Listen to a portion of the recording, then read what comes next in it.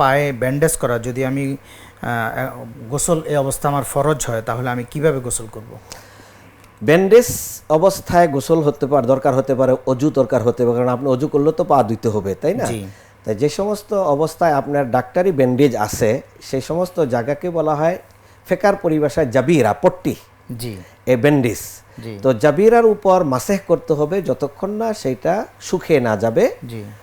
যখন শুকিয়ে যাবে তখন আপনি এটা আর মাসেহ করা লাগবে না। অজুর সময় মাসেহ করবেন ভিজা হাত দিয়ে, আর গোসলের সময় আপনি মাসেহ করবেন ভিজা হাত দিয়ে। তাহলে আপনার গোসল অজু ওই অংশটুকু, আর বাকি শরীর আপনি ধুয়ে ফেলবেন, আর ওই অংশটুকু আপনি গোসল করবেন। শরীরে এমন জায়গায় ব্যান্ডেজ, গোসল করতে গেলে সমস্ত শরীরে আমার ওই ব্যান্ডেজের মধ্যে পানি চলে আসতে পারে, তাহলে আমি তায়াম্মুম করব। গোসল করা লাগবে না। অনেক শুকরিয়া।